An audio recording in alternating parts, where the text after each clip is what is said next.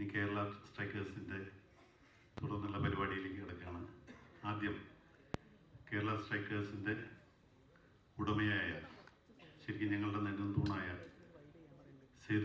രാജ്കുമാർ സേതുപതിയെ ഒരുപക്ഷെ നമുക്കൊക്കെ പെട്ടെന്ന് അല്ലെങ്കിൽ എൻ്റെ തലമുറയ്ക്കൊക്കെ പെട്ടെന്ന് അറിയാൻ വന്ന പൂജ സന്യാസി എന്ന ഒറ്റ ചിത്രം മതി അദ്ദേഹത്തിന് ഓർക്കാൻ. അദ്ദേഹത്തെ നിങ്ങളോട് അഭിസംബോധന ചെയ്യാനായി ഹാർദമായി ക്ഷണിക്കുന്നു. Rajkumar sir.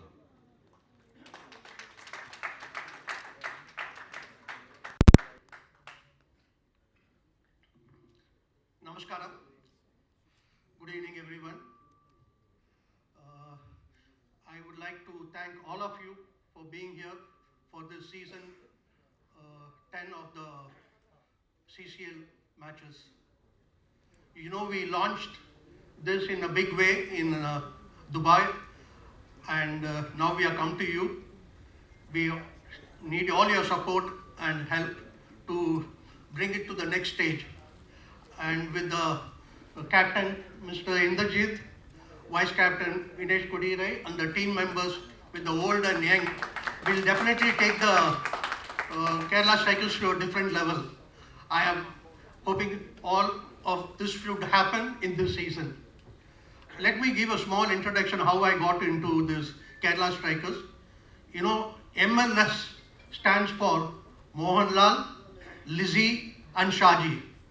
They started this company in 10 years back, and they were running it, and when the shares were for sales in the 4th and 5th season, I bought over.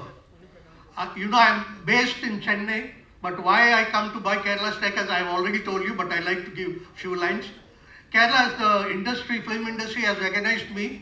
I have worked from 81 to 85, more than 40 movies in Malayalam as a hero. Of course, Tamil and Telugu also. But the recognition I got in Malayalam, I should thank my mentor, godfather, guru, Director Hariharan, who introduced me in Malayalam industry in the first movie, as he said, Puja Sannyasi. And after that, there was no looking back. So that is the gratitude I have for Kerala and your love for you people. And coming to the cricket now, the cricket is such a great sport in India. We consider it as not a sport, as a religion, a culture. And you know, the value of all the teams are going up in such a way. I'm talking about not the IPL. Even the women's cricket team, which was launched last year, has been sold for 800-900 crores. And our team, which is one of its kind in the world, where only actors are playing, we expect to take it to a different level. And only with the support of all of you and the team members, we try to come back to the winning level. I mean, sports is a game. There can be, any team can win any game depending on that particular day. But we hope this season will definitely bounce back in a stronger and better way. Thank you. അടുത്ത സംസാരിക്കുന്നത് മറ്റൊരു ടീമിനോട് ഉടമയായ ശ്രീ ബിബു ആണ്. അദ്ദേഹം ദോഹയിലൊരു business മുതലാളി തന്നെയാണ്, അല്ലാതെ പറയും. പക്ഷേ ബിബുവിനെ നമുക്ക് വേദിയിലേക്ക് ക്ഷണിക്കുന്നു.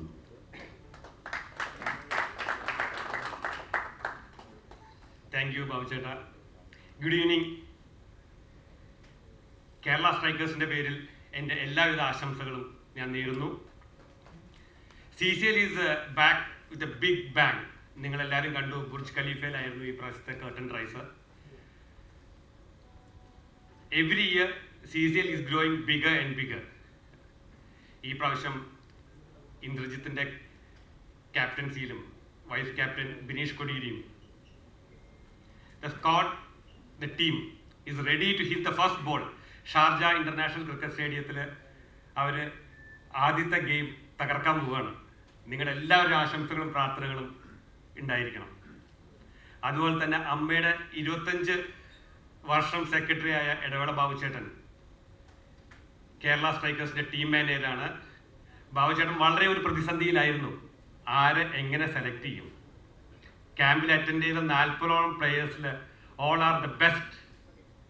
ഹെഡ് കോച്ച് ചന്ദ്രസേനും അസിസ്റ്റന്റ് കോച്ച് സുനിലും മദൻ മോഹൻ ട്രെയിനറും എല്ലാം കൂടി അത് സോർട്ട് ഔട്ട് ചെയ്ത് എടുത്തിട്ടുണ്ട്. അതുപോലെ തന്നെ ഈ പ്രാവശ്യം 9th 10th തിരുവനന്തപുരത്തും നമ്മുടെ മാച്ച് നടക്കുന്നുണ്ട്. അതിലെല്ലാവരെയും നിങ്ങൾ ക്ഷണിച്ചു കൊള്ളുന്നു. ഒരിക്കൽ കൂടി അതുപോലെ നമ്മുടെ BCCI secretary miss Jayesh George കൂടിയുണ്ട്. എല്ലാവരുടെ ആശംസകളും ഞങ്ങൾക്ക് വേണം. ഈ പ്രാവശ്യം ഇന്ദ്രജിത്ത് കപ്പ് കേരളത്തിലേക്ക് തിരിച്ചു കൊണ്ടുവരും, അത് ഉറപ്പുണ്ട്. Thank you. സമീർ ഹംസ ഇവിടെ എത്തിയിട്ടുണ്ട്. ഓക്കെ, ആ ലാലേട്ടൻ്റെ ആശംസകൾ ഞാൻ അറിയിക്കുന്നു ഇവിടെ. Thank you. അടുത്തതായി ഒരുപക്ഷെ ചരിത്രം പിന്നോട്ട് പോകുമ്പോൾ എങ്ങനെ CCL കൊച്ചിയിലുണ്ടായെന്ന് ചോദിച്ചാൽ ചെറിയ 3-4 പേരുണ്ടായിരുന്നുള്ളൂ. അതിൽ മറക്കാൻ പറ്റാത്ത ലിസി, ഷാജി, ജയേഷ്, ഞാനും, ഞങ്ങൾ 4 പേരും കൂടിയാണ് ഈ പ്രസ്ഥാനം തുടങ്ങിയത്. എന്നുവെച്ചാൽ വലിയ പേരൊന്നുമില്ല, എന്നാലും ജയേഷാണ് ക്രിക്കറ്റിൻ്റെ എല്ലാ സൈഡും ഒന്ന് നോക്കിയിരുന്നത്. അപ്പോൾ ജയേഷില്ലാതെ ഈ ഒരു ഇത് പൂർത്തിയാവില്ല എന്ന് എനിക്ക് തോന്നിയതുകൊണ്ടാണ് ജയേഷിനോട് എന്തായിരുന്നു ഒരു വലിയൊരു തിരക്കിലാണ് ജയേഷ്. എങ്കിലും ജയേഷിനെ വിളിച്ചു വരുത്തിയത് KCAയുടെ പ്രസിഡൻറ്റും മുൻ BCCI ജോയിൻറ്റ് സെക്രട്ടറിയുമായ ശ്രീ ജയേഷ് ജോർജിനെ ഈ വേദിയിലേക്ക് ക്ഷണിക്കുന്നു.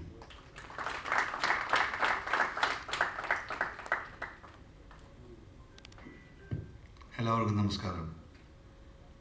ബാബുജി വിളിച്ചപ്പോൾ ഇങ്ങനൊരു സംഭവം പറഞ്ഞില്ല, മൈക്കിൻ്റെ മുമ്പിൽ നിൽക്കണം. അതായത് ബാബുജി പറഞ്ഞ വരെ ഇത് തുടങ്ങുമ്പോൾ ജസ്റ്റ് എനിക്ക് തോന്നുന്നു ഫസ്റ്റ് CCL വരുമ്പോൾ നമ്മുടെ കവലൂർ ജവഹർലാൽ നെഹ്റു സ്റ്റേഡിയത്തിലാണ് നടത്തി അവരുടെ ഇത് പ്ലാൻ ചെയ്തിരുന്നു ടൂർണമെൻറ്റ്. അപ്പോൾ ബാബുജിയായിട്ട് വർഷങ്ങൾക്കുമായിട്ടുള്ള ബന്ധമുണ്ട്. അദ്ദേഹത്തിൻ്റെ സുഹൃത്തും എൻ്റെ ഒരു സുഹൃത്ത് അപ്പഹാജ, ആ വഴിയാണ് ഞങ്ങൾ തമ്മിലുള്ള ബന്ധം. അപ്പോൾ അദ്ദേഹത്തെ വിളിക്കണ്ടായി. അങ്ങനെ എനിക്ക് തോന്നുന്നു ലിസി മാം ഉണ്ടായിരുന്നു, എനിക്ക് തോന്നുന്നു ഇന്ദ്രജിത്ത് ഉണ്ടായിരുന്നു. ഫസ്റ്റ് ടൈം നമ്മൾ ഇവിടെ നമ്മുടെ ഹോളിഡേയിലെ റിസപ്ഷനിൽ വെച്ചാണ് സ്റ്റാർട്ട് ചെയ്തത്. അപ്പോൾ ഇവരാകെ കൺഫ്യൂസ്ഡ് ആയിരുന്നു. കേരള ക്രിക്കറ്റ് അസോസിയേഷൻ എന്ന് പറഞ്ഞാൽ എന്തൊരു പ്രസ്ഥാനം, ഇവരെ വിഴുങ്ങാൻ നിൽക്കുകയാണോ അതോ ഇവരെ ഞങ്ങൾ വിഴുങ്ങാൻ നിൽക്കുകയാണോ എന്നുള്ളൊരു കൺഫ്യൂഷനിൽ നിൽക്കുകയായിരുന്നു. അപ്പോൾ ഞങ്ങളങ്ങനെ ഒരു ചർച്ച നടത്തി. ഞാൻ പറഞ്ഞു, ഇവർക്ക് കളിയായിട്ടുള്ള ബന്ധം അല്ലെങ്കിൽ ഇത് നടത്തിപ്പിൻ്റെ കാര്യങ്ങൾ അറിയില്ല. അപ്പോൾ ഇവരാകെ കൺഫ്യൂഷനാണ്. അത് കേരള ക്രിക്കറ്റ് അസോസിയേഷൻ്റെ ഒരാൾ സംസാരിക്കാൻ വന്നിരിക്കുന്നു. അപ്പോൾ എന്താണ് ഞങ്ങളുടെ മൈൻഡിലുള്ളത് ഇവർക്ക് അറിയില്ല. എനിക്ക് ഇന്ദ്രജിത്ത്, ലിസിയൊക്കെ ഇവരെന്നെ മൈൻഡ് ചെയ്യുന്നില്ല. ബാബുജി മാത്രമാണ് എന്നെ ശ്രദ്ധിക്കുന്നത്. ഞാൻ പല കാര്യങ്ങൾ പറയുന്നുണ്ട്, ഇവർ മൈൻഡ് ചെയ്യുന്നില്ല. കാര്യം ഇവരെ വേറൊരു പിക്ചറാണ് കേരള ക്രിക്കറ്റ് അസോസിയേഷൻ എനിക്ക് ഇവർ കൊടുത്തിരുന്നത്. അവസരം ഞാൻ പറഞ്ഞു, ഈ IPLൻ്റെ കൊച്ചി ടസ്കേഴ്സിൻ്റെ ഷൂട്ടിംഗ് ഇവിടെ നടക്കണ്ടായി നമ്മുടെ കല്ലൂർ സ്റ്റേഡിയത്തിൽ. പ്രിയേട്ടനായിരുന്നു ഡയറക്ടർ. അന്നൊരു 3 ദിവസം കൊണ്ടാണ് ഈ ഷൂട്ടിംഗ് നടന്നത്. അവസാനത്തിൽ TV-യിൽ വന്നപ്പോൾ 2 മിനിറ്റ് കുറച്ച് ഉണ്ടായിരുന്നുള്ളൂ. അപ്പോൾ ഞാൻ ലിസി മാഡം എന്ന് പറഞ്ഞു, മാഡം ഇതുമാതിരിയാണ് ക്രിക്കറ്റ്, നിങ്ങൾ TV കാണുമ്പോൾ വളരെ എല്ലാം നല്ല രസമാണ്, കളികൾ എല്ലാം നല്ല രീതിയിൽ നടക്കുന്നു, ബൗണ്ടറി പോകുന്നു, സിക്സുകൾ പോകുന്നു, ആളുകൾ കൈവയ്ക്കുന്നു. പക്ഷെ ഇതിൻ്റെ ബിഹൈൻഡ് ഇതിനകത്ത് ഒരുപാട് പ്ലാനിങ് ഉണ്ട്. റൈറ്റ് ഫ്രം ഒരു 6-7 മാസത്തെ പ്ലാനിങ്ങിലാണ് ഒരു മാച്ച് നടക്കുന്നത്. അപ്പോഴാണ് ലിസി മാഡം ഒന്ന് എന്നെ തിരിഞ്ഞു നോക്കിയത്. ഇങ്ങനെയൊക്കെ ഒരു സംഭവം ഉണ്ടല്ലേ. ഞാൻ ജസ്റ്റ് ഷോർട്ട് ഇൻസ്റ്റൻറ്റ് പറഞ്ഞതാണ്. പക്ഷെ അത് അന്ന് തുടങ്ങിയ സുഹൃബന്ധമാണ്. എനിക്ക് തോന്നുന്നു പുതിയ താരങ്ങൾ വന്നിട്ടുണ്ട്, പഴയ താരങ്ങളുണ്ട്, ഓണേഴ്സ് മാറിക്കൊണ്ടിരിക്കുന്നു. എന്തായാലും ഗെയിം മുമ്പോട്ട് പോകുന്നു.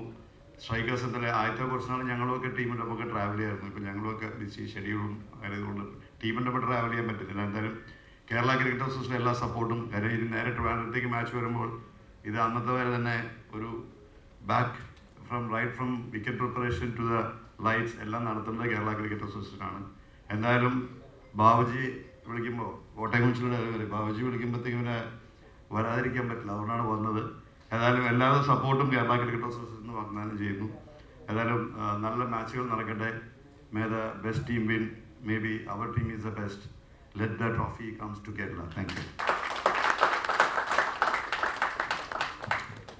ഒരു ശൈലി, പക്ഷെ അവിടെ കൊണ്ട് ഒതുങ്ങുന്നില്ല എന്ന് നമുക്ക് മനസ്സിലായി. കാരണം ഇപ്പോൾ ക്രിക്കറ്റ് ഒരുപാട് അവസരങ്ങൾ സിനിമ ഇൻഡസ്ട്രിയിൽ തന്നെ വന്നിട്ടുണ്ട്, ഒരുപാട് ടൂർണമെൻറ്റുകൾ വന്നിട്ടുണ്ട്. അങ്ങനെ വന്നപ്പോൾ എല്ലാവരും അത്യാവശ്യം കളിക്കുന്നവരായി. അപ്പോൾ നമുക്ക് ഈ 22 നിർത്താൻ പറ്റിയില്ല. അപ്പോൾ ഞങ്ങളൊരു തീരുമാനം എടുത്തു, ഒരു 32 പേരെ തിരഞ്ഞെടുക്കണം. അതിന്ന് 16 പേര് ട്രാവൽ ചെയ്യും. അപ്പോൾ ചിലപ്പോൾ ഈ കളിയിൽ കളിച്ച ആൾക്കില്ല അടുത്ത കളിയിൽ കളിക്കുക. അങ്ങനെ ഒരു ശൈലി കണ്ടെത്താമെന്ന് തീരുമാനമെടുത്തു. എല്ലാവർക്കും അവസരം കൊടുക്കണം തന്നെയാണ് നമ്മുടെ തീരുമാനം. ഇപ്പോൾ ഷാർജയിലാണ് ആദ്യത്തെ 2 മത്സരങ്ങൾ, 23-നും 24-നും. 2-ാം തീയതി ഹൈദരാബാദിലാണ്, 10-ാം തീയതി തിരുവനന്തപുരത്ത്. ഇതാണ് ലീഗ് മത്സരങ്ങൾ.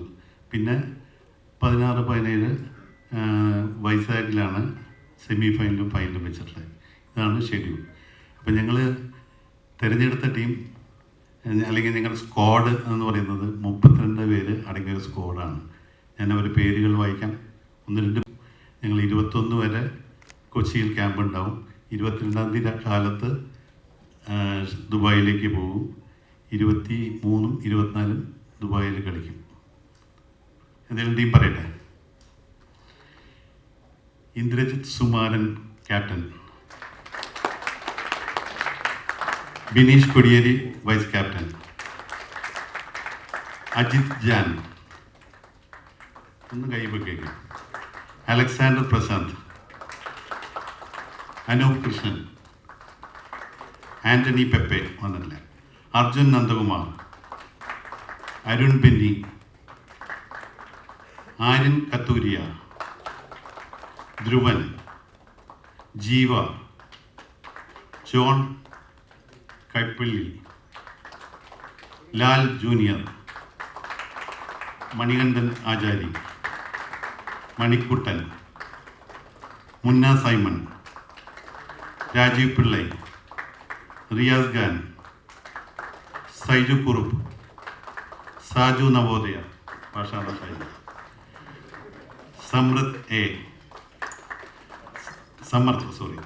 സഞ്ജു സലീം, സഞ്ജു ശിവറാം, ഷഫീർ ഖാൻ, ഷഫീഖ് റഹ്മാൻ, ഷോൺ സേവിയർ, സിദ്ധാർത്ഥ് മേനൻ, സിജു വിൽസൺ, സണ്ണി വെയിൻ, സുരേഷ് ആർ കെ,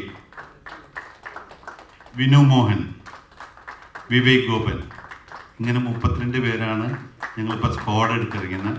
പിന്നെ സ്വാഭാവികമായിട്ടും നമ്മളിൽ കളിച്ചുകൊണ്ടിരിക്കുന്ന പ്രശസ്തരായ ചില നടീനടന്മാരുടെ ഷൂട്ടിംഗ് ഷെഡ്യൂളുകൾ ശരിയാവുകയാണെങ്കിൽ അവരും നമ്മൾ ടീമിലേക്ക് ഇൻക്ലൂഡ് ചെയ്യും. കാരണം അവർ ഓൾറെഡി എ കാറ്റഗറിയിലാണ്. അപ്പോൾ പലപ്പോഴും നമുക്ക് തോന്നാറുണ്ട്, ഇതെന്താ ഇവർ ഇയാളെ ഇറക്കിയ അല്ലെങ്കിൽ അയാളേക്കാൾ കളിക്കുന്ന ഒരു മറ്റാളല്ലേ. കൂടുതൽ വിവരം ഇന്ദ്രജിത്ത് പറയും. ഇതിന് ചില കാറ്റഗറി ഉണ്ട്, A category, B category, C category. അപ്പോൾ ഈ എ കാറ്റഗറിയിലുള്ള ആൾ കളിക്കുമ്പോൾ എ കാറ്റഗറിക്കാരൻ തന്നെ ബോൾ ചെയ്യണം. ഇങ്ങനെ കുറേ നിയമങ്ങൾ ഇതിൻ്റെ ഉള്ളിലുണ്ട്. അപ്പോൾ നമ്മൾ കളി കാണുമ്പോൾ ഇവർക്ക് കോച്ചിനും മറ്റേ ടീം മാനേജർക്കൊന്നും വിവരമില്ല, ഇവർ ഇയാളെ വിട്ടുകൂടെ എന്നൊക്കെ തോന്നും. പക്ഷെ ഇതിൻ്റെ പിന്നിൽ ചില ചരിത്രങ്ങളും കഥകളും ഉണ്ട്. അതാണ് ഈ ഒരു 10 ഫോർമാറ്റ്. പിന്നെ നമ്മൾ 10 ഫോർമാറ്റാണ്.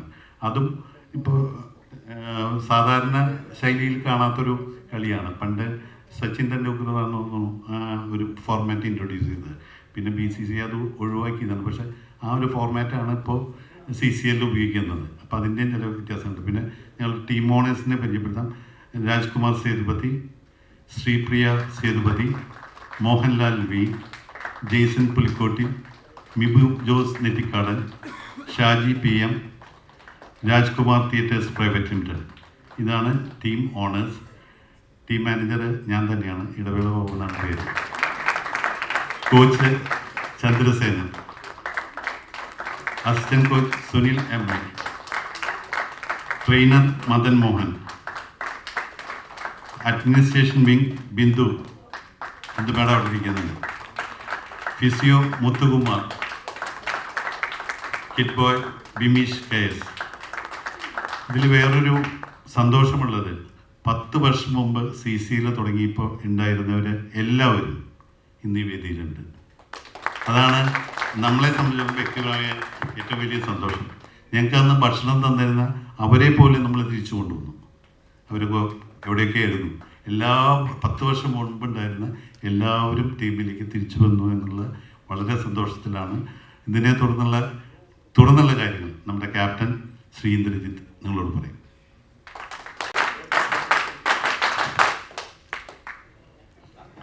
അത് നമ്മുടെ കേരള സ്ട്രൈക്കേഴ്സിൻ്റെ ഒരു പുതിയ മോഡൽ ക്ലാപ്പ് പാറ്റേൺ ആണ്.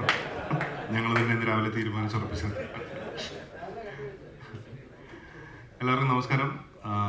ഞങ്ങളുടെ ക്ഷണം സ്വീകരിച്ച് ഇവിടെ എത്തിച്ചേർന്ന എല്ലാ മീഡിയ പ്രസ് സുഹൃത്തുക്കൾക്കും നന്ദി. CCL 10ാം വർഷത്തിലേക്ക് കടക്കുകയാണ്. ഇവിടെ പലരും സൂചിപ്പിച്ചതുപോലെ ഈ 10 വർഷത്തിനിടയിൽ എനിക്ക് തോന്നുന്നു ഏറ്റവും വലിയ രീതിയിൽ ഓർഗനൈസ് ചെയ്യപ്പെടുന്ന ഒരു ടൂർണമെൻ്റ് ആയിരിക്കും ഈ വർഷത്തെ CCL. അത് നിങ്ങൾക്ക് തന്നെ കാണാം. ഇപ്പോൾ OTT പാർട്ട്ണർഷിപ്പ് ആണെങ്കിലും അല്ലെങ്കിൽ സാറ്റലൈറ്റ് പാർട്ട്നേഴ്സ് ആണെങ്കിലും എല്ലാം വലിയ വലിയ ആൾക്കാരാണ്. തന്നെയല്ല, മൊത്തത്തിൽ the magnitude of the event is much bigger and better than all the previous years. അപ്പോൾ നമ്മുടെ ജോലി കളിക്കുക എന്നുള്ളതാണ്. നമ്മൾ ആരും പ്രൊഫഷണൽ ക്രിക്കറ്റേഴ്സ് അല്ല, പക്ഷേ ക്രിക്കറ്റിനെ ഒരുപാട് സ്നേഹിക്കുന്ന, സ്കൂൾ സമയം മുതൽ അല്ലെങ്കിൽ കോളേജ് കാലഘട്ടങ്ങളിലൊക്കെ കളിച്ച് പിന്നീട് സമയം കിട്ടുമ്പോഴൊക്കെ ക്രിക്കറ്റ് കളിക്കുന്ന ആൾക്കാരാണ് നമ്മൾ പലരും. നമ്മുടെയൊക്കെ പ്രൈമറി പ്രൊഫഷൻ അഭിനയമാണ്. എന്നിരുന്നാലും ആസ് എ ടീം നമ്മളിപ്പോൾ ഒത്തുകൂടി നമുക്കൊക്കെ എത്രയും നന്നായിട്ട് ഫീൽഡിൽ പെർഫോം ചെയ്യാൻ സാധിക്കുമോ we are all trying to give it our best. കഴിഞ്ഞ ഒരു 6-7 ദിവസമായിട്ട് ഞങ്ങളിൽ പലരും നെറ്റ് പ്രാക്ടീസും ബാക്കിയുള്ള പ്രാക്ടീസുകളൊക്കെ നടക്കുന്നുണ്ട്. പിന്നെ നമ്മുടെ ടീം മെമ്പേഴ്സിലുള്ള പലരും ഇപ്പോൾ നേരത്തെ ഇവിടെ സൂചിപ്പിച്ചതുപോലെ പല കൂടുതൽ ടൂർണമെൻറ്റ്സ് നടക്കുന്നുണ്ട് ഇപ്പോൾ കഴിഞ്ഞൊരു 3-4 വർഷങ്ങളായിട്ട്. അപ്പോൾ അതിലൊക്കെ കളിക്കുന്ന ഒരുപാട് ആൾക്കാരുണ്ട്. അതുകൊണ്ട് തന്നെ ക്രിക്കറ്റിംഗ് സ്കിൽസ് കോൺസ്റ്റൻ്റ്ലി റിഫ്രഷ് ചെയ്തുകൊണ്ടിരിക്കുകയാണ്. സോ എല്ലാ രീതിയിലും ഈ വർഷം ഇതിന് മുമ്പത്തെ വർഷങ്ങളെക്കാളും നല്ലൊരു പെർഫോമൻസ് കാഴ്ചവെക്കാൻ സാധിക്കും എന്നാണ് വിശ്വസിക്കുന്നത്. അതിനുള്ള ആത്മാർത്ഥമായൊരു ശ്രമം ഞങ്ങൾ ഇടുന്നുണ്ട്. തീർച്ചയായിട്ടും ഈ വർഷം കപ്പും കൊണ്ട് തന്നെ തിരിച്ചു വരാൻ പറ്റുമെന്ന് പ്രതീക്ഷിക്കുന്നു, പ്രാർത്ഥിക്കുന്നു. നിങ്ങളുടെ എല്ലാവരുടെയും സപ്പോർട്ട് വേണം. തീർച്ചയായിട്ടും ഞങ്ങളെ ആസ് എ ടീം ഞങ്ങളെ സപ്പോർട്ട് ചെയ്യണം.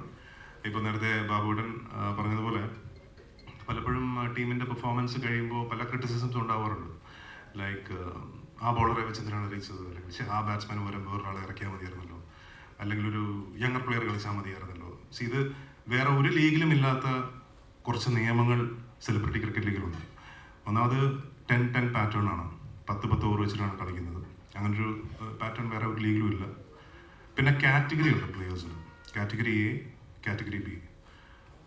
അതിൻ്റെ ഈ കാറ്റഗറൈസ് ചെയ്യാനുള്ള പ്രധാന കാരണം എന്ന് പറഞ്ഞാൽ മാക്സിമം ആക്ടേഴ്സിൻ്റെ പാർട്ടിസിപ്പേഷൻ ഫീൽഡിൽ കൊണ്ടുവരാനാണ് ഈ ഒരു കാറ്റഗറൈസേഷൻ CCL നടത്തിയിരിക്കുന്നത്.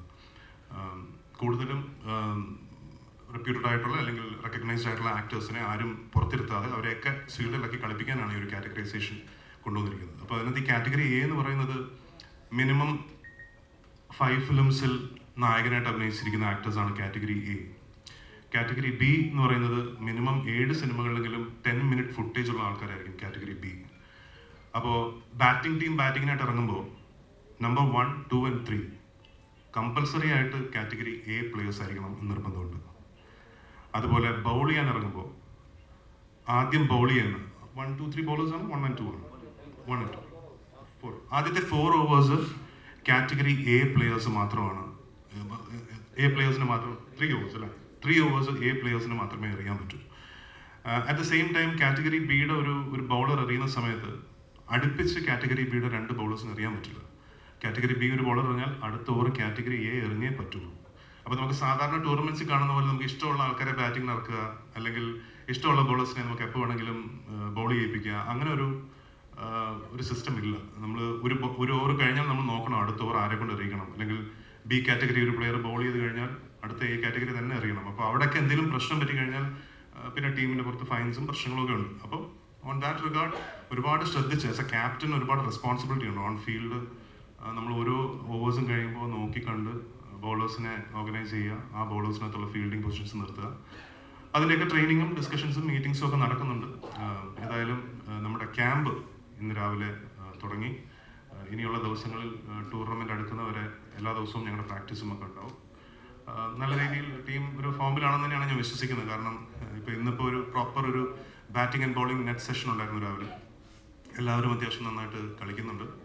So we really look forward to putting up a very good performance this year, and hopefully നേരത്തെ പറഞ്ഞ പോലെ ട്രോഫി ആയിട്ട് തന്നെ തിരിച്ചു വരാൻ പറ്റും എന്ന് പ്രതീക്ഷിക്കുന്നു. Thank you.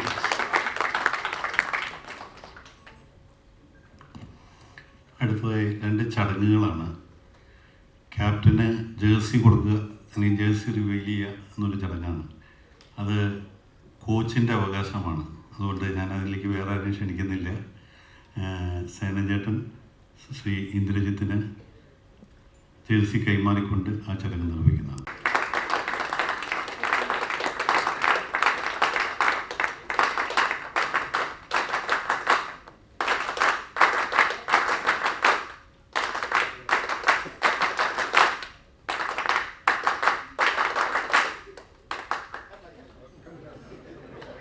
അടുത്തൊരു ചെറിയ ചടങ്ങ് കൂടിയുണ്ട്. ഒരു കിറ്റിൻ്റെ ഇനോഗ്രേഷനാണ്. അത് ഞങ്ങളുടെ സ്പോൺസറായ കോസ്മോസ് ആണ്. അതിൻ്റെ എക്സിക്യൂട്ടീവ് ഡയറക്ടർ ശ്രീ ഇജാസിനെ വേദിയിലേക്ക് ക്ഷണിക്കുന്നു. ക്യാപ്റ്റനും വൈസ് ക്യാപ്റ്റനും കൂടി ആ കിറ്റ് ഏറ്റുവാങ്ങുന്നതാണ്.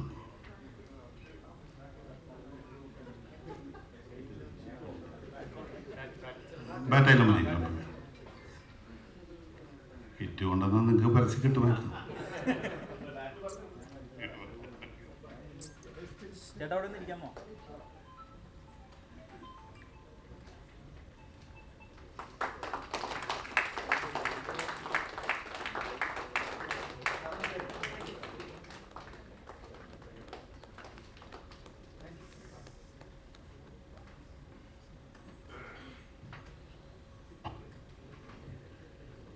തീർച്ചയായിട്ടും വൈസ് ക്യാപ്റ്റൻ്റെ എന്തെങ്കിലും പറയാനുണ്ടാവും.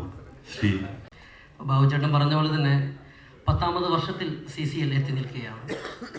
ഒരു എന്താണ് CCL കേരള സ്ട്രൈക്കേഴ്സിനെ സംബന്ധിച്ച്, അല്ലെങ്കിൽ കേരള സ്ട്രൈക്കേഴ്സ് ടീം എന്ന് പറയുമ്പോൾ നമുക്ക് നമ്മുടെ ടീമിന് മാത്രമായിട്ട് അവകാശപ്പെട്ടത് എന്ത് എന്ന് ചോദിക്കുമ്പോൾ നമ്മളൊരു ടീമാണ്. എപ്പോഴും കളിക്കുമ്പോഴും നമ്മളൊരു ടീമായിട്ട് നിൽക്കുന്നുണ്ട്. നമ്മുടെ എന്ത് തരത്തിലുള്ള ഇന്ന ആൾ വലുത്, ഇന്ന ആൾ ചെറുത് എന്നുള്ള രീതിയിലല്ല നമ്മുടെ ടീം ഈ ഒരു 10 വർഷക്കാലവും പോയിട്ടുള്ളത്. എല്ലാവരും ഒന്നാണ് എന്ന രീതിയിലാണ് ടീം പോയിട്ടുള്ളത്. എല്ലാവരും അങ്ങോട്ടും ഇങ്ങോട്ടും തമാശയാക്കും. എല്ലാവരും ആ തമാശയെ ആ രീതിയിൽ തന്നെ എടുക്കും. ഒരു തരത്തിലുള്ള ഈഗോയും വെച്ച് പുലർത്തിക്കൊണ്ടല്ല നമ്മുടെ ടീം മുന്നോട്ട് പോയിട്ടുള്ളത്. ഞാൻ വിശ്വസിക്കുന്നത് അതുകൊണ്ട് തന്നെയാണ് നമുക്ക് കൂടുതൽ പെർഫോമൻസ് കാഴ്ചവെക്കുവാൻ വേണ്ടി പറ്റുന്നത്. കാരണം ഇത്രയും കുറഞ്ഞ പ്രാക്ടീസ് കിട്ടിയിട്ട് ഇത്രയും ഹൈ പെർഫോമൻസ് കാഴ്ചവെക്കുന്ന മറ്റൊരു ടീമുണ്ട് എന്നെനിക്ക് തോന്നുന്നില്ല. കാരണം നമുക്ക് എല്ലാവരും കുറേ സ്കില്ല്, നമുക്ക് ഇൻബോൺ ടാലൻസ് ആയുള്ള ആളുകളുണ്ട്, എല്ലാം പേഴ്സണലി ആളുകൾ കളിക്കുന്നുണ്ട്. അതൊക്കെ കൊണ്ട് തന്നെ ആകണം കൂടുതലായിട്ടുള്ളത്. പിന്നെ ടീം മാനേജ്മെൻറ്റ് എല്ലാവരും ലൈക്ക് എ ഫാമിലി ആയിട്ട് നമ്മൾ പോകുന്നു. 10ാം വർഷത്തിലെത്തി നിൽക്കുമ്പോൾ പറഞ്ഞതുപോലെ തന്നെ എല്ലാവരും ഒരുമിക്കുന്നു. ഈ ഒരുമിക്കൽ എല്ലാ വർഷവും നമ്മളെ സംബന്ധിച്ചിട്ടും ഒരു ഗെറ്റ് ടുഗദർ അല്ലെങ്കിൽ ടുഗദർനെസ് എന്ന് തന്നെയാണ്. അപ്പോൾ വരുന്ന ഈ സീസൺ നമ്മുടെ കേരള സ്ട്രൈക്കേഴ്സ് കേരളത്തിന് അഭിമാനകരമാകുന്ന, മലയാള ഫിലിം ഇൻഡസ്ട്രിക്ക് അഭിമാനകരമാകുന്ന നേട്ടം കൈവരിച്ചുകൊണ്ട് ഒരു നല്ല പെർഫോമൻസ് കാഴ്ചവെച്ചുകൊണ്ട് നല്ല ക്രിക്കറ്റ് കാഴ്ചവെക്കുന്ന ഒരു ടീമായിട്ട് തന്നെ കേരള സ്ട്രൈക്കേഴ്സ് മാറും എന്ന് ടീം മെമ്പേഴ്സിൻ്റെ എല്ലാവരുടെയും സാന്നിധ്യത്തിൽ, എല്ലാവരുടെയും ഉറപ്പോടുകൂടി ഞാൻ ഈ വേദിക്ക് ഉറപ്പ് നൽകുന്നു. എല്ലാ പുതിയ ആളുകൾ വന്നിട്ടുണ്ട്. സിജു വന്നിട്ടുണ്ട്, സണ്ണി വന്നിട്ടുണ്ട്, മണികണ്ഠൻ വന്നിട്ടുണ്ട്, ലാൽ വന്നിട്ടുണ്ട്. ഇതൊക്കെ പുതിയ പുതിയ ആളുകൾ അല്ലേ നമ്മുടെ ടീമിലേക്ക്. പുതിയ ആളുകൾ വരുമ്പോൾ അവരെല്ലാം നമ്മുടെ ഫാമിലിയിലേക്കാണ് വരുന്നത്. വെറുതെ ഒരു ക്രിക്കറ്റ് കളിച്ച് പോകുക എന്നുള്ളതല്ല. നമുക്ക് എല്ലാവരുടെയും ബോണ്ടിങ് അത്ര നന്നായിട്ട് വന്നാൽ മാത്രമേ നല്ലൊരു ടീം പെർഫോമൻസ് നമുക്കുണ്ടാവുള്ളൂ. നമ്മൾ കഴിഞ്ഞ വർഷങ്ങളിലെ പോലെ തന്നെ നല്ല ടീമായി നല്ല രീതിയിൽ കളിക്കാൻ വേണ്ടി നമുക്ക് എല്ലാവർക്കും സാധിക്കട്ടെ. Thank you. തീർച്ചയായിട്ടും നമ്മുടെ ശക്തനായ കോച്ചാണ്. 10 വർഷക്കാലം ഈ സിനിമക്കാരെ മുഴുവൻ കൊണ്ടുനടക്കും. പഴയ പ്രൊഡ്യൂസർ കൂടിയായ, ഇപ്പോഴത്തെ 2 പ്രൊഡ്യൂസറുടെ പിതാവ് കൂടിയായ ഞങ്ങളുടെ നെടുന്തൂണായ സേനചേട്ടനെ വേദിയിലേക്ക് ക്ഷണിക്കുന്നു.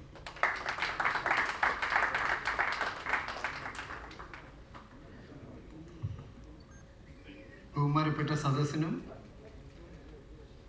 കേരള സ്ട്രൈക്കേഴ്സിൻ്റെ ഓണേഴ്സ് രാജ്കുമാർ, മെഹബൂബ്, ജെയ്സൺ, പിന്നെ കേരള ക്രിക്കറ്റ് അസോസിയേഷൻ്റെ പ്രസിഡൻറ്റ് ജയേഷ്, പിന്നെ ബിനീഷ്, പിന്നെ നമ്മുടെ ബാബു.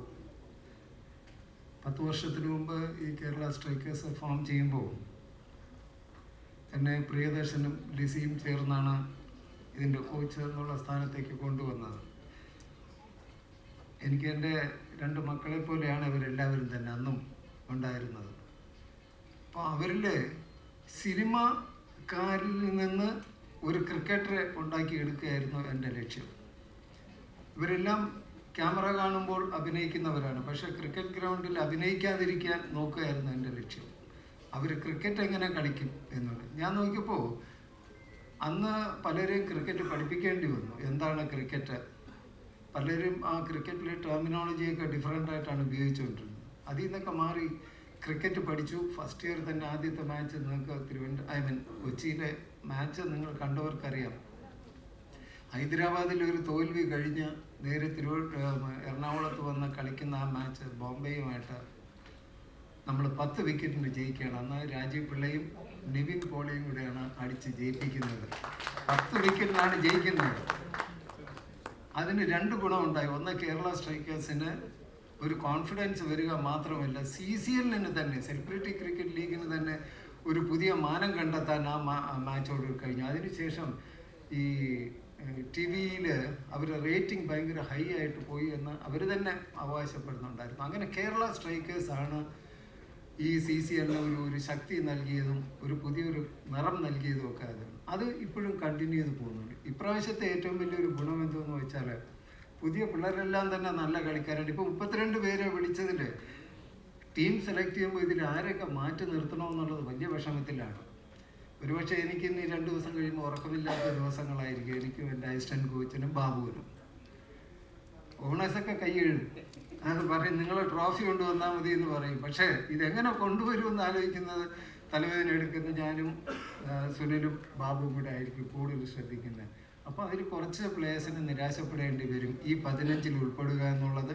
പക്ഷെ ഒരു കാര്യം എൻ്റെ പ്ലേയേഴ്സിനോട് പറയാനുള്ളത്, കിട്ടിയില്ല എന്ന് വെച്ച് നിരാശപ്പെടുത്തേണ്ട. അടുത്ത കൊല്ലം നിങ്ങൾക്ക് ചാൻസ് ഉണ്ടാവും എല്ലാവർക്കും. എങ്ങനെയെങ്കിലും കൂടുതൽ സിനിമകൾ അഭിനയിക്കുക, കാറ്റഗറിയിൽ. പിന്നെ ഈ റൊട്ടേഷനും വരും. നമുക്ക് അങ്ങനെ എല്ലാവർക്കും ചാൻസ് കിട്ടാൻ ഞങ്ങൾ ശ്രമിക്കുന്നുണ്ട്. അതുകൊണ്ട് ഇത്തവണത്തെ കേരള സ്ട്രൈക്കേഴ്സിൻ്റെ ഏറ്റവും ബെസ്റ്റ് ടീമായിരിക്കും ഷാർജയിലേക്ക് പോകുന്നത്. നമ്മുടെ ആദ്യത്തെ 2 മാച്ചസ് വളരെ ക്രൂഷ്യലാണ്. അതിനു വേണ്ടിയിട്ടുള്ള ശ്രമങ്ങളാണ് നടത്തുന്നത്. ഇപ്പോൾ ഇപ്രാവശ്യമുള്ള കുട്ടികൾക്കൊരു പ്രത്യേകത എന്ന് വെച്ചാൽ അവർക്ക് ക്രിക്കറ്റിൽ വലിയതായിട്ട് പഠിപ്പിച്ചു കൊടുക്കേണ്ടതില്ല. ഒരു കറക്ഷൻസ് മാത്രം വരുത്തിയാൽ അത് ഞാനും സുനിലും ചേർന്ന് നടത്തുന്നുണ്ട്. അത് വിജയകരമാകട്ടെ എന്ന് പ്രാർത്ഥിക്കുന്നു.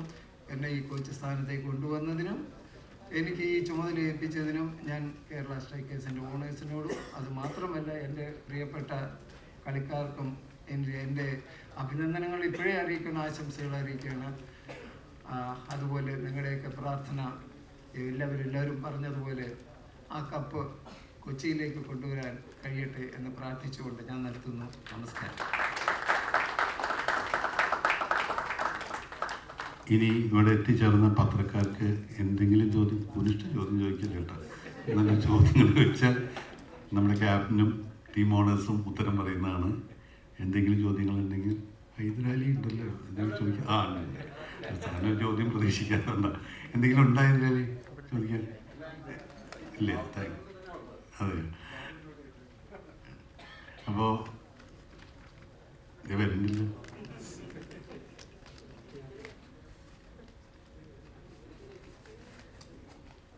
മൈക്ക് വേണം. അതെ. കഴിഞ്ഞ ഓണത്തെ സംഭവം ബന്ധപ്പെട്ട് തന്നെയാണ്. കഴിഞ്ഞ ഓണ ഈ അമ്മയുമായി ബന്ധപ്പെടാതെ ഒരു സംഭവം നടന്നിരുന്നു. അന്ന് ടീമിന്റെ മാനേജറൊക്കെ ഇപ്പോഴും കൂടി ടീമിന്റെ അന്ന് ബാബുച്ചേട്ടൻ പറഞ്ഞൊരു സ്റ്റേറ്റ്മെന്റ് വലിയ രീതിയിൽ ചർച്ച ചെയ്തു. നെറ്റിപ്പെട്ട കിട്ടിയ ആന ഉത്സവപ്പറമ്പിൽ പോയുള്ള അവസ്ഥ എന്നുള്ള രീതിക്കാണ് അന്ന് സ്റ്റേറ്റ്മെന്റ്. അന്നത്തെ ക്യാപ്റ്റനായി വന്നത് ചാക്കോച്ചനായിരുന്നു. അന്ന് ചാക്കോച്ചൻ്റെ അടുത്ത് ഞങ്ങൾ ഈ കാര്യങ്ങൾ വെച്ച് ലാലേട്ടൻ പോലും മാറിഞ്ഞോ എന്നൊക്കെ ചോദിച്ചപ്പോൾ ലാലേട്ടന്റെ അനുഗ്രഹമുണ്ട്, ഇപ്പോഴും ലാലേട്ടന്റെ അനുഗ്രഹമുണ്ട് എന്നാണ്. അതെന്താണ് അന്ന് സംഭവിച്ചത്? അമ്മയുമായിട്ട് ബന്ധപ്പെടാതെയാണ് ഒന്ന് ടീം പ്രഖ്യാപനം നടത്തിയത്. അതൊരു കമ്മ്യൂണിക്കേഷൻ ഗ്യാപ്പ് ഉണ്ടായിരുന്നു, സത്യം തന്നെയാണ്.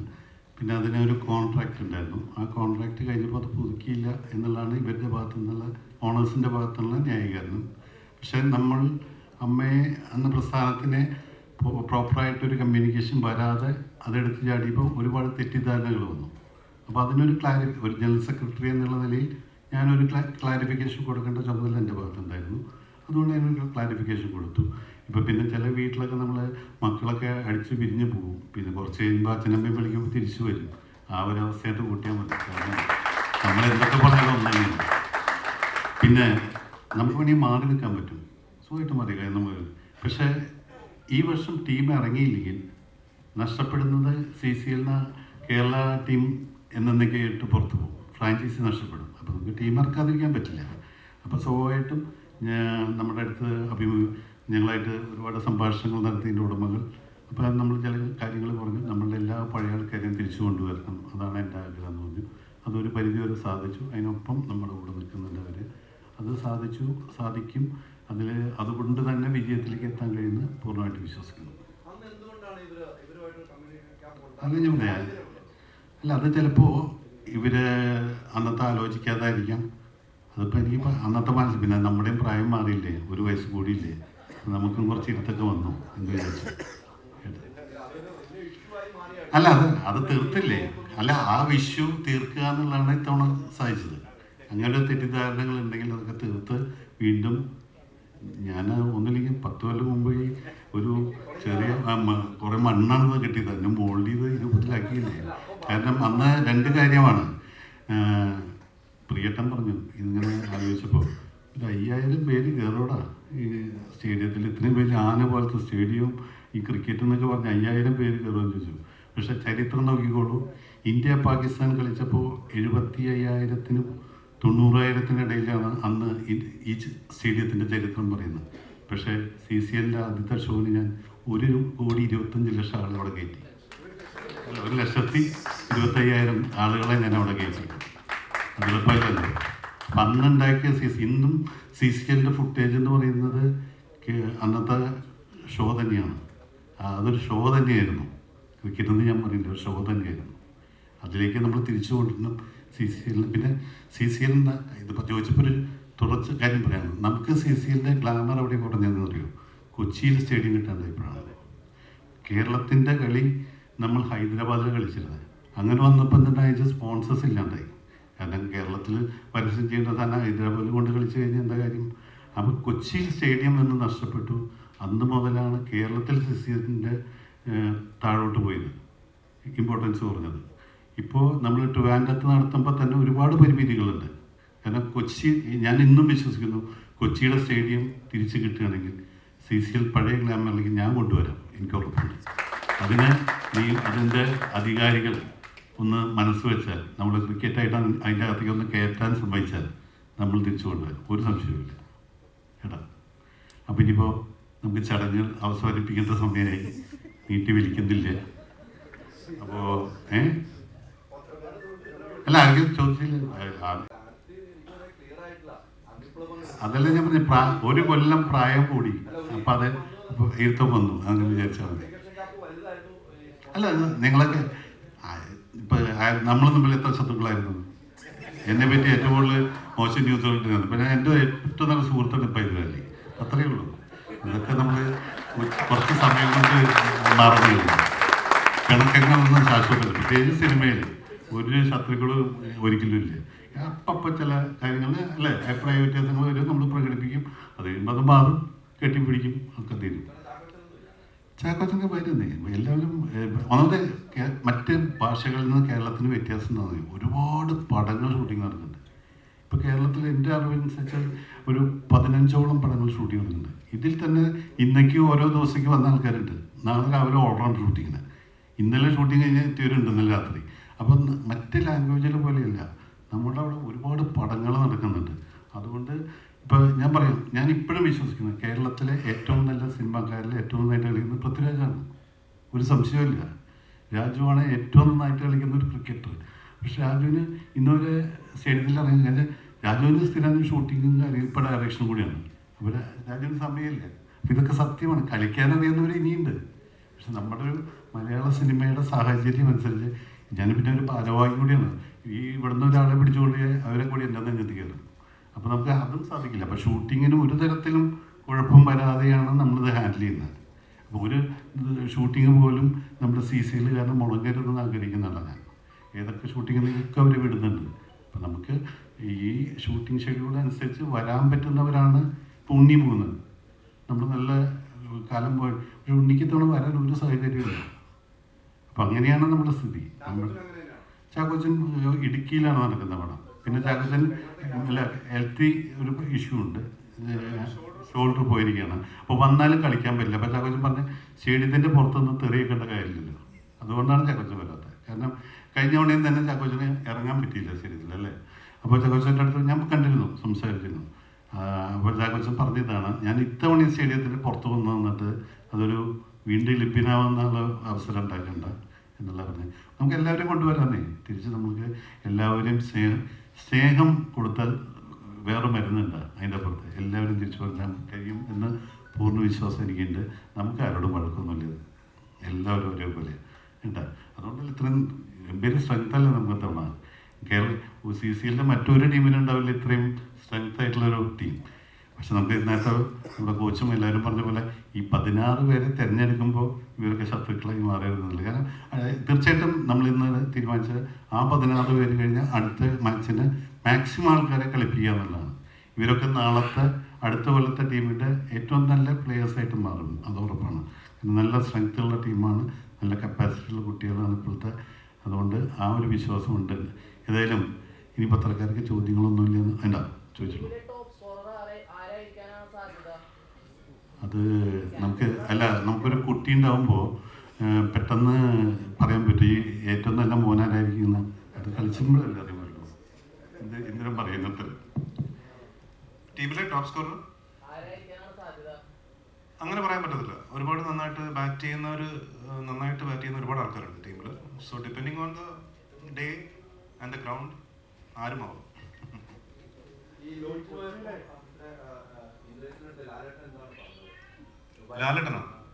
ലാലേട്ടനെ എടുത്ത് ലോഞ്ചിനെ ഒന്നും പറഞ്ഞില്ല. ഇല്ല, ഞാനങ്ങനെ CCLനെ കുറിച്ച് ലാലേട്ടനെ സംസാരിച്ചില്ല. പക്ഷെ ഞങ്ങൾ വേറെ ചില കാര്യങ്ങളൊക്കെ സംസാരിച്ചിരുന്നു. പിന്നെ ഷൂട്ടിങ്ങിന്റെ തിരക്കിലായിരുന്നു. അത് കഴിഞ്ഞ് ലാലേട്ടൻ ഇപ്പോൾ US തോന്നുന്നു. അപ്പോൾ ഞാനും US പോവുകയാണ് അടുത്ത ആഴ്ച. 23-24 കളി കഴിഞ്ഞ് 26 ഞാനും US എംബ്രാന്റെ ഷൂട്ടിങ്ങിന് പോവുകയാണ്. അല്ലാതെ CCLനെ കുറിച്ച് അങ്ങനെ ഒരു ഡിസ്കഷൻ ഞങ്ങൾ തമ്മിൽ ഉണ്ടായിട്ടില്ല. ഇപ്പോഴും CCLന്റെ ഭാഗമാണല്ലോ ലാലേട്ടൻ. എന്താണ്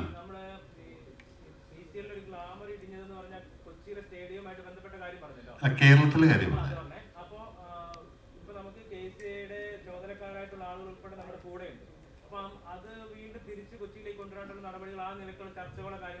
അല്ല, നമ്മളത് നടത്തി നോക്കിയതാണ്. പക്ഷേ ഫുട്ബോളിൻ്റെ കീഴിലാണ് ഇപ്പോൾ ക്രിക്കറ്റ് സ്റ്റേഡിയം.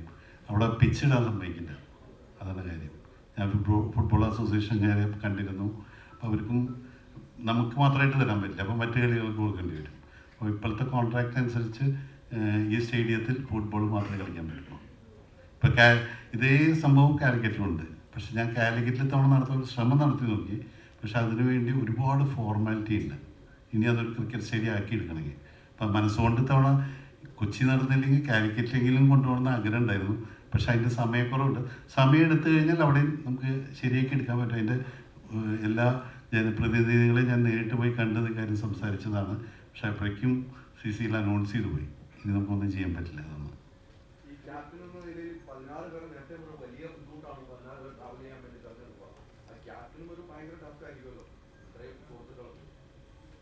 തീർച്ചയായിട്ടും. പക്ഷേ പ്രൈമറിലി സെലക്ഷൻ്റെ ഒരു ഭാഗമല്ല ക്യാപ്റ്റൻ. കോച്ചും അസിസ്റ്റന്റ് കോച്ചും എല്ലാം തീരുമാനിക്കുന്നത്. പക്ഷേ ഞാൻ നേരത്തെ പറഞ്ഞല്ലോ, ഈ കാറ്റഗറീസ് ഉള്ളത് കൊണ്ട് നമുക്ക് ആരെ വേണമെങ്കിലും എപ്പോൾ വേണമെങ്കിലും കളിപ്പിക്കാൻ പറ്റില്ല. അപ്പോൾ ഓൺ ഫീൽഡ് ഡെഫിനറ്റ്ലി ഒരു പ്രഷറുണ്ട്. കാരണം ഒരാൾ ബാറ്റ് ചെയ്യാൻ ഇറങ്ങി അടുത്ത ആരെ ഇറക്കണം, അല്ലെങ്കിൽ ആദ്യത്തെ ഇന്നിങ്സ് ഇപ്പോൾ 2 innings ആയിട്ടാണ് 10 overs. അപ്പോൾ ആദ്യത്തെ ഇന്നിങ്സിൽ 1, 2, 3 ഇറങ്ങുന്ന ആൾക്കാർക്ക് സെക്കൻഡ് ഇന്നിങ്സിൽ 1, 2, 3 ഇറങ്ങാൻ പറ്റില്ല. അതുപോലെ ബോൾ ചെയ്യുന്നത് സൈമൾട്ടേനിയസ് ആയിട്ട് 2 overs കാറ്റഗറി ബി ബൗളേഴ്സിന് പറ്റില്ല. അപ്പോൾ അങ്ങനെയുള്ള ചില കൺഫ്യൂഷൻസും കാര്യങ്ങളും ഓൺ ഗ്രൗണ്ട് ഉണ്ടാകാനുള്ള സാധ്യത വളരെ കൂടുതലുള്ളൊരു ഫോർമാറ്റാണ് CCL ഫോർമാറ്റ്.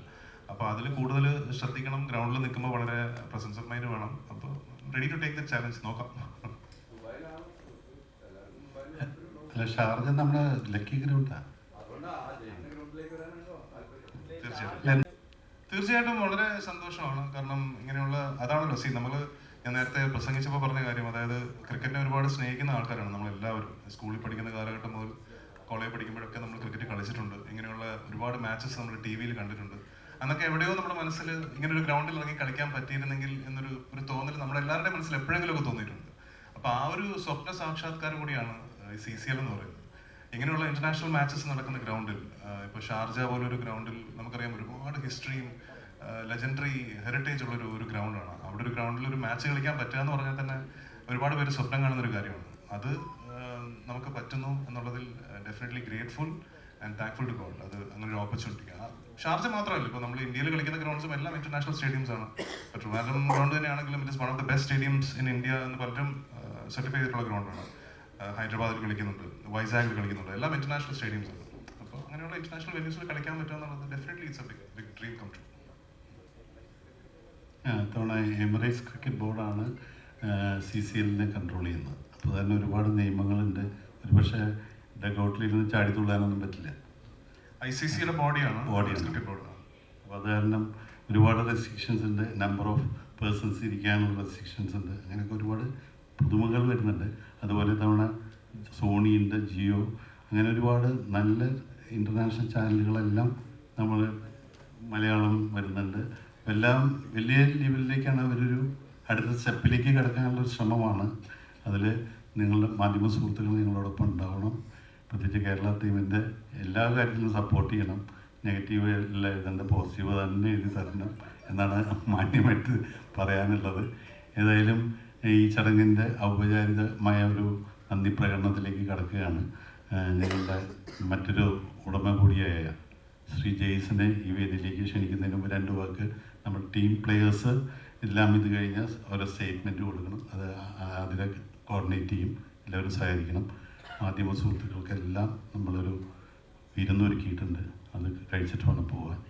കാരണം നമ്മൾ എന്നും കാണുമല്ലോ. അതുകൊണ്ട് എന്നും എനിക്കതിൽ വളരെ സന്തോഷമുണ്ട്. കാരണം ഞാൻ എന്നും പറയുന്നതാണ്, കൊച്ചി പത്രക്കാരെന്ന് പറഞ്ഞാൽ വളരെ സൗമ്യരും നല്ല ഹൃദയ വിശാലതയൊക്കെ ഉള്ള ആൾക്കാരാണ്. മറ്റേത് സ്ഥലത്ത് പത്രസമ്മേളനം നടത്തുമ്പോഴൊന്ന് സൂക്ഷിക്കണം. പ്രത്യേകിച്ച് തിരുവനന്തപുരത്ത് ഇവിടെ നല്ല സുഹൃത്തുക്കളാണ്. എൻ്റെ എല്ലാവരും നല്ല സുഹൃത്തുക്കളാണ്. ഒരു വിളിക്ക് എല്ലാവരും കൂടെ എത്തിയതിൽ അതിലേറെ സന്തോഷം. ഏതായാലും നന്ദി പ്രകടനത്തിനായി ശ്രീ ജെയ്സിനെ ഈ വേദിയിലേക്ക് ക്ഷണിക്കുന്നു.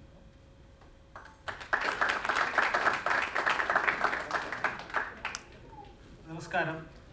എന്തായാലും എല്ലാം എഴുതി വെച്ചു, എല്ലാവരും മിസ് ചെയ്യണ്ടെന്ന് വിചാരിച്ചിട്ട്. ബാബേട്ടൻ നേരത്തെ പറഞ്ഞിട്ടുണ്ട് വലിയ പ്രശ്നമുള്ള ഒരു കാര്യമാണ് താങ്ക്സ് പറയുന്നതെന്ന് പറഞ്ഞിട്ട്.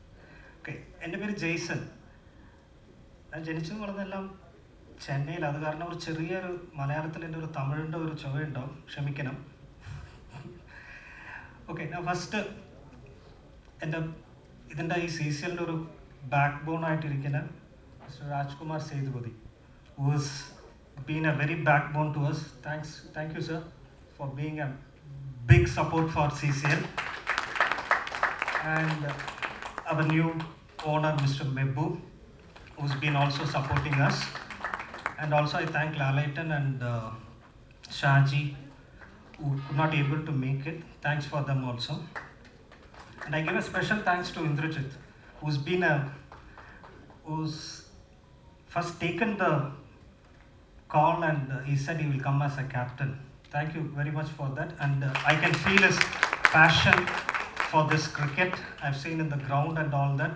എനിക്ക് തോന്നുന്നു ആക്ടിങ്ങിനെക്കാട്ടിലും ഭയങ്കര പാഷനായിട്ടാണ് പുള്ളി ഉണ്ടായിരുന്നത്. Thanks for that. ഓക്കെ,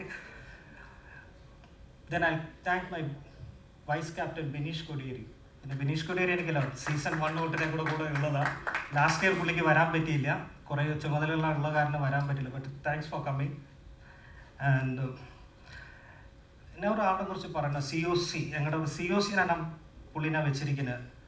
ഞാൻ അത് പുള്ളീനെ അവിടെ കണ്ടപ്പോൾ ആദ്യം തിരുവനന്തപുരം സ്റ്റേഡിയത്തിൽ പോയപ്പോൾ പറഞ്ഞു, ഞങ്ങൾ ഇവരായിട്ടെല്ലാം കളിച്ചിട്ടുണ്ട്, നേരെ തമ്പുരാന്മാരായിട്ടെല്ലാം കളിച്ചിട്ടുണ്ടെന്ന് പറഞ്ഞു. പിറ്റേ ദിവസം വിളിച്ചപ്പോൾ പറഞ്ഞു ട്രിവാൻഡ്രം സ്റ്റേഡിയത്തിൽ നിന്ന് കളിച്ചിട്ടാണ് വരുന്നതെന്ന് പറഞ്ഞു. അതാണ് പുള്ളിയുടെ experience. I thank our coach Snehan for that, who's been a very big support for us. So ഞാൻ COC എന്ന് പറഞ്ഞത് ഞങ്ങളുടെ ചീഫ് ഓപ്പറേറ്റിംഗ് കോച്ചാണ് പുള്ളി. So thanks for that. പിന്നെ ഞങ്ങളുടെ assistant coach Sunil, trainer Madan എല്ലാവർക്കും അറിയാൻ തോന്നാം. പണ്ട് ഞങ്ങളുടെ CCLൻ്റെ ഒരു ഭാഗമായിരുന്നതാണ്. പിന്നെ പുള്ളീനെ നിർത്തി. എന്താണെന്ന് പറഞ്ഞു കഴിഞ്ഞാൽ ഒരു 140 കിലോമീറ്ററിൽ ബോൾ അങ്ങോട്ട് ബൗൺസറിൽ വീഴ്ചപ്പോൾ സുനിൽ ഷെട്ടി ഓടിപ്പോയി അവിടെ നിന്ന്. അപ്പോൾ CCL അവനെ പുള്ളീനെ ബാൻ ചെയ്തു അങ്ങോട്ട്. അത് കാരണമാണ്. But thanks Madan for coming. Okay, thanks for that. പിന്നെ ഇതെല്ലാം നമ്മൾ പറഞ്ഞാൽ ഒരാളുണ്ട് എനിക്ക്, പുള്ളിയാണ് ഇവർക്കെല്ലാം സപ്പോർട്ട് ചെയ്യുന്ന ഒരാൾ. അതായത് കിറ്റ് കൊണ്ടുവന്ന് തന്ന് എല്ലാം സ്റ്റാർട്ടിങ് കൊടുക്കുന്നത് പുള്ളിയാണ്. പുള്ളി ഞങ്ങളുടെ കൂടെ കുറേ നാൾ മുമ്പുണ്ടായിരുന്നു. ബിനേഷ് താങ്ക്സ് ഫോർ ഞങ്ങളുടെ കിഡ് ബോയ് ആണ്, കിഡ് മാനേജറാണ് പുള്ളി ഞങ്ങളുടെ. ഓക്കെ, പുള്ളിയാണ് എല്ലാ കാര്യങ്ങളും ഇൻചാർജായിട്ട് നിന്നിരിക്കുന്നത്. പിന്നെ ഞങ്ങളുടെ പ്ലെയേഴ്സ് കുറേ പേര് പഴയ ആൾക്കാരാണ്. ഞങ്ങൾക്ക് ഭയങ്കര സന്തോഷമാണ് പഴയ ആൾക്കാരെല്ലാം തിരിച്ചു വന്ന് ഇവിടെ കളിച്ചതിലും. പിന്നെ പുതിയ കുറേ പേരും വന്നിട്ടുണ്ട്. Thanks for everyone for coming and accepting us. And I know that you are going to put a big show for Kerala Strikers, and I want to bring back the old glory to the Kerala Strikers team. പിന്നെ ഒരു ഞങ്ങളുടെ physio എവിടെയുണ്ട്? Physio മുത്തു physio പഴയ ആളാണ് ഞങ്ങളുടെ. അപ്പോൾ അത് കാരണം ഞങ്ങൾ എല്ലാ വർഷവും പുള്ളിനെ വിളിക്കും ഇങ്ങോട്ട്. എന്തിനാന്ന് പറഞ്ഞു കഴിഞ്ഞാൽ ഞങ്ങൾക്കും കുറച്ച് നടുവേദനയും കൈവേദനയും എല്ലാം ഉണ്ട്. അപ്പോൾ ആ കൂട്ടത്തിൽ ആ ട്രീറ്റ്മെൻറ്റും ചെയ്യും. So thanks Muthu four that. പിന്നെ ഇനിയൊരാളുടെ ഞാൻ താങ്ക്സ് പറഞ്ഞത്, എല്ലാത്തിനും പെർഫെക്ഷൻ വേണം. ഫുഡ് ഇപ്പോൾ ഞങ്ങളവിടെ ചെറിയ ചെറിയ കാര്യങ്ങൾ ഞാൻ പറയുന്നതെന്ന് പറഞ്ഞാൽ, ഫുഡ് അവിടെ കൊടുത്തപ്പോൾ പറഞ്ഞു ടേബിളും ചെയറും കറക്റ്റായിട്ട് വേണം, അത് ഇടണം, ഇത് ശരിയല്ല അത് ശരിയല്ല, അങ്ങനെയാണ്. ആ പെർഫെക്ഷനിസ്റ്റിന് ഒരാളുണ്ട്. സോ താങ്ക്സ് ഇടവേള ബാബുവാണ് ഞങ്ങളുടെ ടീം മാനേജർ. പുള്ളിക്ക് എല്ലാം പെർഫെക്റ്റാണ്. Thanks for that. Okay, for പിന്നെ ഇനിയൊരാളൊക്കെ എനിക്കൊരു വളരെ 24/7 പണി ചെയ്യും. രാത്രി 12 മണിക്ക് എനിക്ക് വാട്സപ്പ് മെസ്സേജ് വരും, കാലത്ത് 6 മണിയാകുമ്പോൾ വാട്സപ്പ് മെസ്സേജ് വരും. ഞങ്ങളുടെ ഫുൾ ടീമിൻ്റെ എന്താ പറയുക, ടിക്കറ്റിങ്ങും മറ്റതും മറിച്ചതും എല്ലാ കാര്യത്തിലും. താങ്ക്സ് ബിന്ദു ചേച്ചി four that. Okay, for your support and all that. Okay, പിന്നെ ഇതിൻ്റെ പുറകിൽ ഞങ്ങൾക്ക് ഒരാൾ വർക്ക് ചെയ്തിട്ടുണ്ടായിരുന്നു കുറച്ച് കാര്യങ്ങളെല്ലാം ചെയ്യാൻ വേണ്ടി, സപ്പോർട്ട് ചെയ്യാൻ വേണ്ടി. Thanks Sameer Hamsa for supporting us. Okay, and പിന്നെ ഞങ്ങളുടെ സ്പോൺസേഴ്സ്, ഞങ്ങളുടെ ജേഴ്സി സ്പോൺസേഴ്സ്, കിഡ് സ്പോൺസേഴ്സ്, ഞങ്ങളുടെ G2 മെയിൻ സ്പോൺസർ, പിന്നെ Rajkumar, shoreline, for all the sponsors who supported us so far. Thanks for them. പിന്നെ ഞങ്ങളുടെ PR Aardra, who's been supporting us with all the PR activities. Thanks for that actually.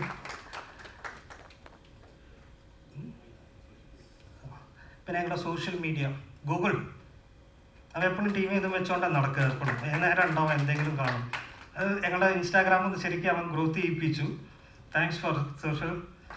പിന്നെ ഞങ്ങളുടെ പത്രക്കാർ, journalist, ഇവരെല്ലാം ഞങ്ങളുടെ Senna അയച്ച് വന്നതിന് വളരെ നന്ദി. ഇനി നിങ്ങൾ എഴുതാൻ പോണ നല്ല കാര്യത്തിനും advance thanks for that hopefully. Okay, പിന്നെ ഞങ്ങളുടെ ഹോട്ടൽ ഇവരെല്ലാവരും സപ്പോർട്ട് ചെയ്തതിന് എൻ്റെ ഹോട്ടൽ സ്റ്റാഫിനെയും മറ്റെല്ലാവരെയും വളരെ thanks for everything. Thank U.